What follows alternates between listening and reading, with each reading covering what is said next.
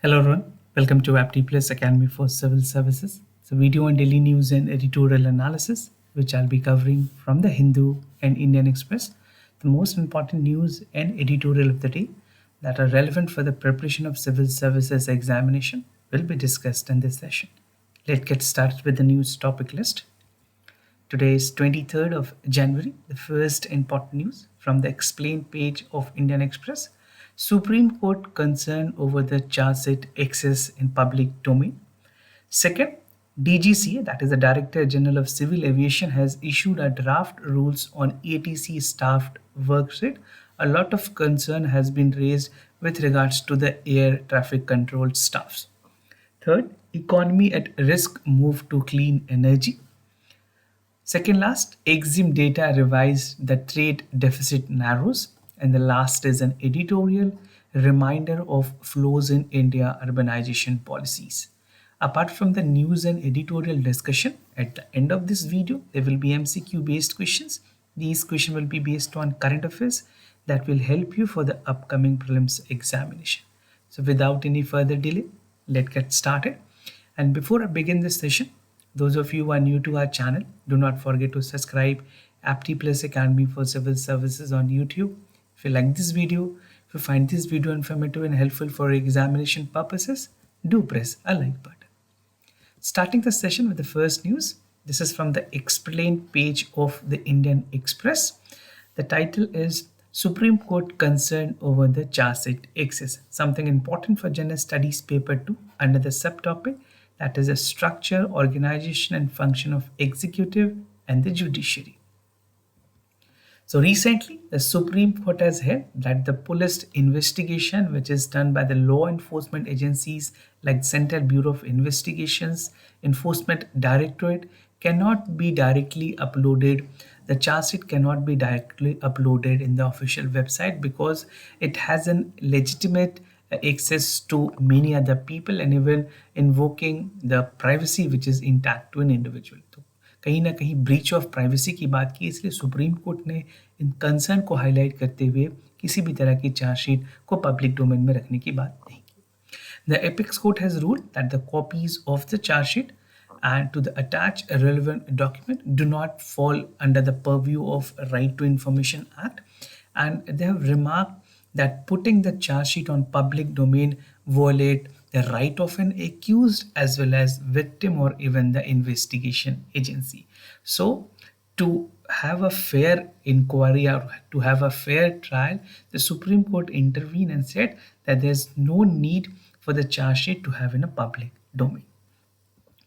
Now, what is charge sheet? Many of you must be aware of the fact, but some of you who don't know what is charge sheet. So charge sheet as defined under section 173 of the CRPC, that is the Criminal Procedures Code, is a final report prepared by the police officer, better known as IO or the investigations officer, right? So and the private agencies after completing investigation of a case. So a charge sheet is basically submitted by an investigation officer to the concerned magistrate, right? So after preparing a charge sheet, the officer in charge of the police station forwarded to the judicial magistrate who is empowered to take the notice of the offences mentioned under it. So a police officer has only a duty to identify the nature of the case, and the final decision has to come from a magistrate only. The charge sheet should contain the detail of the name of an individual whomsoever is accused in the cases, nature of the informations and the offences upon which the charge was framed or FIR was lodged. Now, when the accused is under arrest in custody, there has been whether he has been released or what is the status of an individual who has been accused, whether he has been provided bail by the concerned court, everything has to be mentioned in the charge sheet, right? And then only the important questions that is also proceeded as a part of the procedure is mentioned in the charge sheet. A charge sheet must be filled against an accused within the prescribed period of 60 to 30 days. So this is what the period that has been provided to the police to file and charge sheet before the honorable court, right? Whether it can be lower court, basically subordinate court, high court or supreme court. Now, there's a difference between the charge sheet and FIR. So, the term charge sheet mean expressly defined under section 173 of the CRPC. But अगर बात करें FIR, which is the first information report, does not find mention either in the Indian Penal Code or in the CRPC. So basically, it is placed under a police regulation. तो FIR की बात करें तो इसके constitutions में कोई briefing नहीं की गई है, डिटेलिंग नहीं की गई, nor of the section is provided either in the IPC और सीआरपीसी. तो ये पुलिस रेगुलेशन की पार्ट है under the rule 154 of the CrPC which deals with the information in a cognizable offense. Now, while charge sheet in the final report towards the end of the investigation, while FIR is itself, the name itself suggests कि ये first instances है. तो अगर FIR की बात करें तो जो primary report होती है, there's a first stage of investigation. This is called FIR, and when you call about the charge sheet, it's a final stage. So this is a main difference, a final stage that has been presented to a judicial magistrate, and this is the initial report, the first information report, right? Now, what is charge sheet? Why charge sheet is not should be there in public domain? This is what the Supreme Court has said in its concern. So, dismissing a petition which Supreme Court was hearing, it said the Supreme Court has said that the charge sheet cannot be made publicly available, and it is not a public domain under Section 74 and 76 of the Evidence Act. Now, what is 74? Section 74 of Evidence Act की अगर बात करें, define करती है public document are those document which forms or act of record in the sovereign authority, official bodies, tribunal, or public offices, either legislative, judiciary, or executive, can be the part of India, Commonwealth, or a foreign country. So it also includes the public record that is kept in a stage of a private documents. Now, the Supreme Court or the Apex Court has noted that the document mentions in Section 74 of the Evidence Act can only be said to be a public document, certified copied of which are to be given only to the concerned authority and having the custody, basically such as a public document. The court said, also clarified that as per Section 75 of the Evidence Act, all document other than listed under Section 74 of the private document. Moving to the other news, DGCA issued draft rules on ATC staff work shift, something important for General Studies Paper 2 under the subtopic, that is the government policies and intervention for the development of various sectors and issues arising from a design and implementations. So the Director General of Civil Aviation, better known as DGCA, they have recently issued the norms जहाँ पे जो ATC के staff है, air traffic controls के staffs हैं, उन पे काफ़ी ज़्यादा ओवरबर्डन की प्रॉब्लम्स थी, and when the shortage of manpower is there. Now it has rejected a proposal of the Airport Authority of India to provide relaxations to the airport with fewer number to enable the manpower shortage, and even to ensure that a right rest is given to an employee who is working with ATC, because they are handling some crucial work, giving detailing about the flight, landing, takeoff, require a rigorous and attention, right? Attention span should be on a higher side. So if you are mentally fatigued, if you are physically fatigued, you won't have a higher level of concentration. So this is how the ATC office actually look like. You can see the runway over here, right? It's a straight runway. And this is where the ATC office is actually located at a height, right? And it is being considered in India that the manpower shortage and even the people are working for more than 12 to 14 hours is creating a lot more problem. There's a fatigue problem, physical as well as mental. Now, what is a draft civil aviation requirement? The Director General of Civil Aviation has issued a draft civil aviation requirement for now, and the final regulation will be there after an extensive public consultation. So before we get into the detail, just look into the important features of the draft CAR. So under Section 9, CAR ये कहती है that which relates to the airspace and air navigation standard that is put on stress only during the limitations hour and mandatory rest for the air traffic controls. As per rules, the controller night shift will start from 1:30 a.m.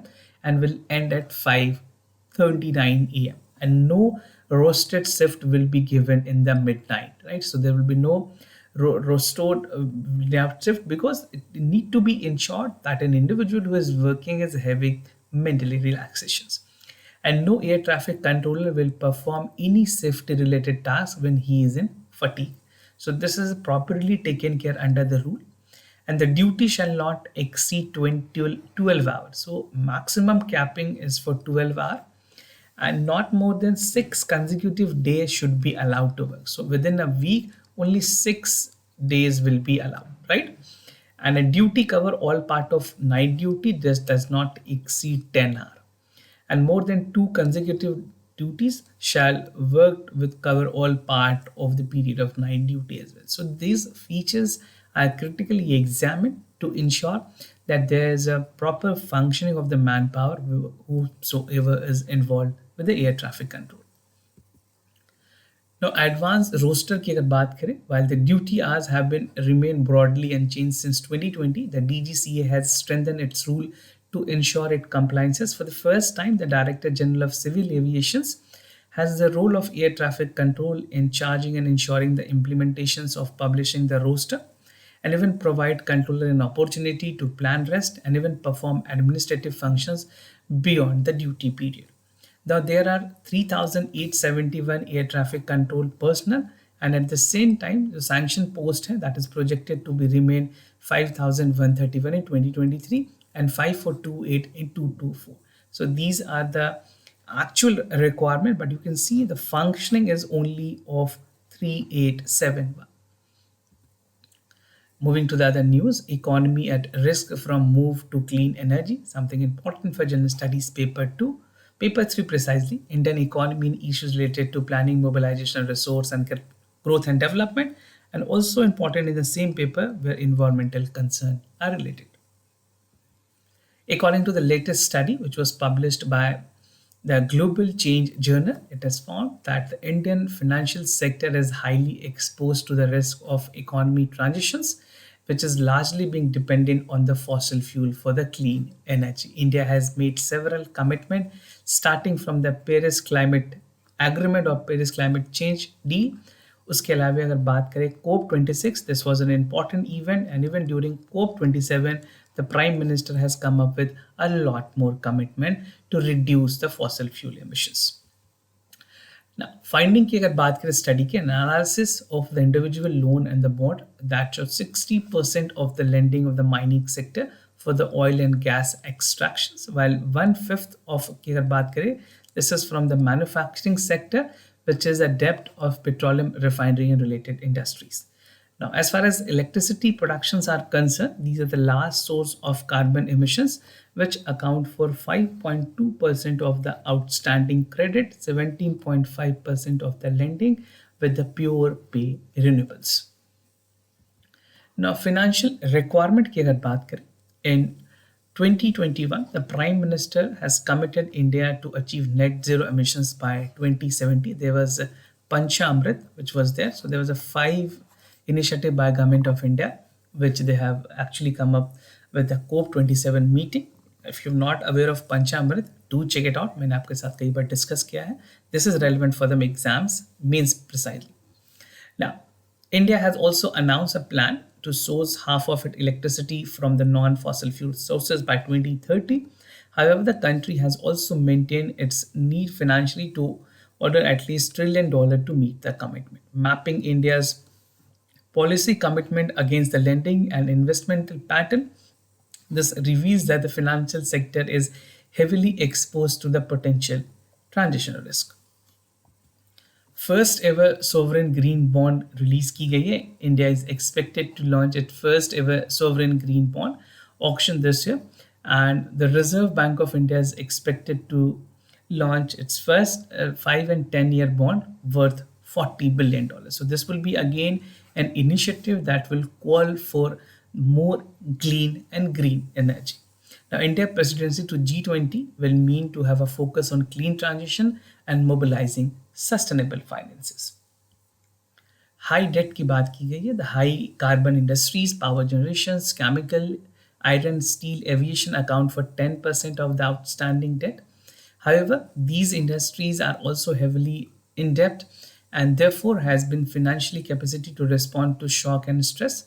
Coal currently account for 44% of India primary energy resource at 70% of its power generations. The country coal-fired power plants have an average age of about 13 years, which has 91,000 megawatts of new proposal coal capacity in work and second to China. According to the draft National Electricity Plan, coal share of the electricity generation may decrease by 50% by 2030 compared to the current contribution of 70%.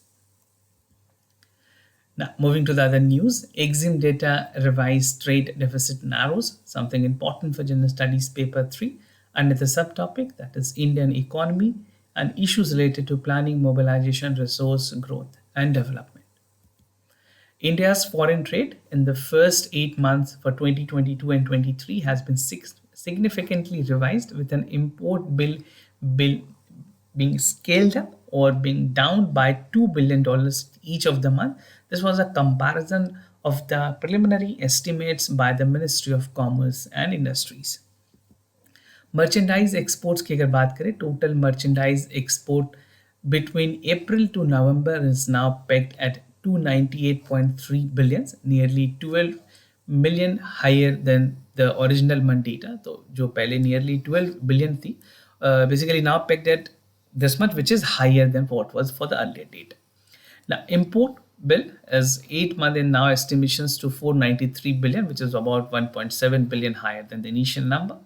And trade deficit की बात करें, first 8 months were $10 billion lower than that indicated in the month previous estimate. This number might be not important that much for the examination purposes, but you have to know the trend, how it is actually functioning, right? Now, the trend numbers influence the current account deficit trajectory. That is why these numbers are important. Now, there's a widening gap in November. The gap widening of the preliminary export estimated the month for the cumulative figure that is to be stood by 8.6 billion. The gap has now stretched to 11.6 billion after November export, which is revised on a higher rate. However, the CAD for quarter one was revised down by 2.8% to 2.2% on account of downward adjustment in the custom data. Net export contributions की अगर बात करें, in December, the RBI has said that the next export contributions for the aggregate demand in the quarter two was negatively as import grew faster. तो यहाँ पे faster growth देखी गई है in terms of import, and net export were highest tracked on the aggregate demand, that is external, since the quarter four for 12-13. The RBI noted that import continued to de-accelerate in November, that is up to 55.9 billion, and import bill mark a 10-month low. Subsequent, the data revisions put on November import for 58.2 billion, which was lowest in the 7 months. Now, these are the data that has been released for comparison for the from April, May, June, July, August, September, October, November, and December. This is about the trade balance, initial estimates, and the revision that is highlighted. Although these numbers are not important for examination as such, but again, the trend part has to be known to you. A reminder of the flaws in India's urbanization policies, something important for General Studies Paper 2, that is the government policies and intervention for the development of various sectors and designing arising it from implementation as well. This is from the editorial part of the Hindu. Now, what are the issues that is important in the editorial? Before that, just the theme is about the urbanization policy, the World Bank estimate, recommendations by the World Bank, finding alternative path, the similar example, and the way forward. So according to the report which was there by the World Bank, it said that the financing India urban infrastructure has noted the focus on private investment eliminating the urban problems. So the finances issues is highlighted by the World Bank report. We'll see the detail what was there in the World Bank report. And after 3 decades of the reform, the urban finance predominantly comes from the government. Now, of the finances needed to fund the capital and expenditure, 48% of which comes from the central government, 24% come from the state government, and 15% is there from the city government. Right? This is the respective distributions of the capital expenditure. And triple P की बात करें, public private partnership, in terms of public private partnership, the project contribution is 3% and commercial debt is just 2%. World bank के जो estimates हैं say that 840 billion, close to 70 lakh crore rupees would be needed for the investment in urban India to meet the growing demand of the populations by 55 billion that would required annually. The flagship program of the government and the smart city missions and the urban mission for regenerations and urban transport, that is Amrut Pradhan Mantri Awas Yojana PMJY, are not more than 2 lakh crore, that too for the period of 5 years, right? So it's a gap between the demand and supply management. So what is a mismatch between the financial outlay and the allocation that is required? Now, recommendations that was given in the World Bank report, अपनी report में World Bank ने क्या क्या बातों पे highlight की है. The first is that the core idea of the report was for the solution suggested to include improving the fiscal imbalances, credit worthiness of Indian cities. The cities must institute a buoyant revenue base which will be able to recover the cost of providing its services. In a simpler term, it means that increasing the property taxes using fee services changed its name to a fee. The report already pointed out that nearly 85% of the government revenue is from the cities only. Now, finding of alternate path has been suggested. The first basic problem in this report was that drew up with the fashions with top up approach. Basically, top up approach की जरूरत नहीं होती. It required a bottom up approach, right? So bottom up approach is something that is required in this context, with too much of focus on technocrat solutions, which is highly capital intensive.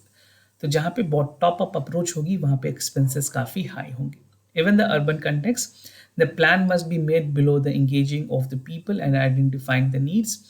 The empowering of the government and the people to larger have important aspect. Another important aspect is urban infrastructure that is led to urban governance. So it's not about infrastructure, it is also about the governance part, right? And the regular elections in the cities must be empowered so that they can work on 3 C's. The first C, F is about finances, functions, and functionaries. So if you're writing in mains paper, you have to highlight F3s that stand for finances, functions, and functionaries. एक सिमला example इसमें coat की गई है. सिमला में voter story की एक example is a case study. So Simla water was transformed into the single utility in 2016-17 called the Greater Simla Water and Sewage Circle under the Simla Municipal Corporation. तो bank ने render किया था help with us as a soft loan, ensuring an adequate supply of water and proper distributions by the utility under the Simla Municipal Corporation. And as a result, it has changed its character to the company, and Shimla Jal Prabandhan Nigam Limited is now functioning under the board of directors but outside the ambit of municipality. Moving with the way forward, the World Bank report has another reminder of the trajectory of India's urbanization widening and policy paralysis from top.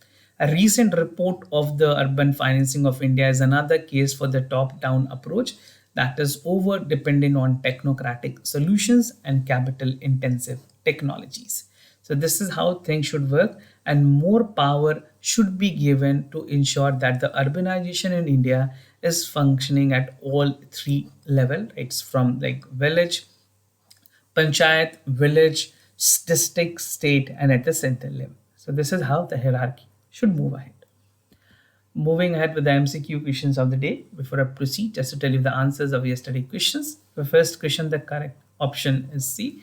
The second question also, the correct option is C. Today's MCQ for practice about the NUEs. They are owned and controlled by the Indian citizen, and no foreign investment is allowed as a part of NUE promoters. Second is the electoral bond. All nationalized bank in India are authorized to encash these bonds that are issued within the validity of 15 days, and these bonds are remittable at the designated bank account of the political parties. So do check it out for the correct option. Practicing questions for prelims examination is very important to give you a conceptual clarity as well as clarity about the topic. So this was all about for the daily news and editorial analysis followed by the MCQ questions. If you have any other concern, you can let me know. I'll be more than happy to assist you. For time being, I'm signing off. Thank you so much for watching this video.